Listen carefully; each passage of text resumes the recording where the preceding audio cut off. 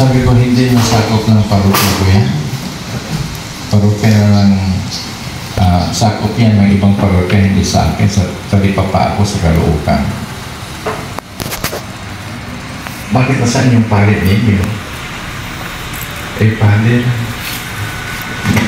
na gout, arthritis, hindi makaakyat sa 5 palapag. Father, kaya mo umakyat? Eh, depende sa bayad mo sa akin. Hindi, joke lang yan. Sabi ko, kaya mo akitin yan. Sanay ako maglakad. Bakit ano bang meron sa taas? Father, ikaw na lang kasi maraming mga gumagalaw ko. Maraming gumagamit ng computer na walang tao. Naku, natakot ako. Nagdala ako ng holy water 1 litro at 2 por 2 na kahoy sa kalang kamay ko. Pag hindi ito oras sa holy water, hahampasin ko talaga ng 2 por 2. Akit na ako lang mag-isa. Talagang totoo yung sinabi niya. Narinig ko pa yung pitik ng computer. Walang tao. At saka yung pinto, dito na nagsara. Ako walang hiya. Hindi ako magkatalon, Pip Gloria. Yes. Hanggang sa ba?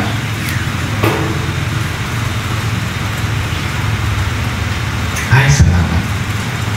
Tapos na yung blessing. Father, pagdamutan mo itong aming love offering.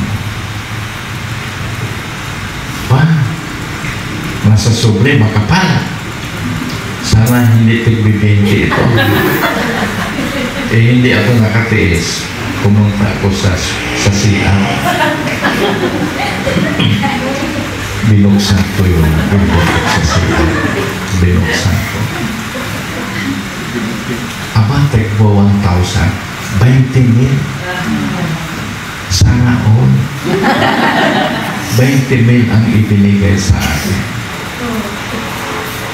Eh, sabi niya, Father, ano sa palagay mo, babalik pa kaya yung masasamang espiritu? Kasi sabi ko, ay, lumayas na yun. Sister, lumayas. Ano sa palagay mo, babalik pa kaya yung mga espiritu? Eh, nakita ko yung 20,000. Sabi ko, malamang mo, babalik ka. Malamang babalik pa yun. Hindi. May 20,000 na. Punta ko sa SM Mall sa Caloocan. Bibili ko ng sapatos. Bibili ako ng pantalon. Bibili ako ng polo shirt.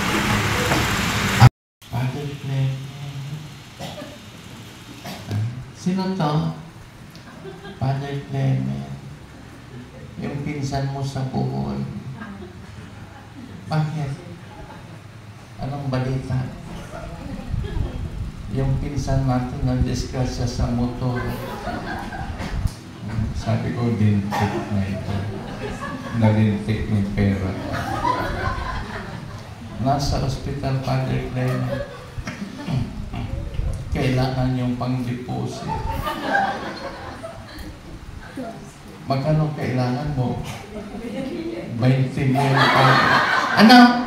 Ba't alam mo kung magkano pera ko? Hindi na makumuloy sa SM Caloocan. Di pumunta ko sa bangko, dineposit ko yung 20,000. Sabi ko, ang buhay ng tao ang mahalaga. Makikita pa ang pera. Naisip ko si Kalin, ibibigay ko na lang. Pala sa dyan ba si Kalin sa Ramel? So ngayon, inulog ko sa bangko yung pera.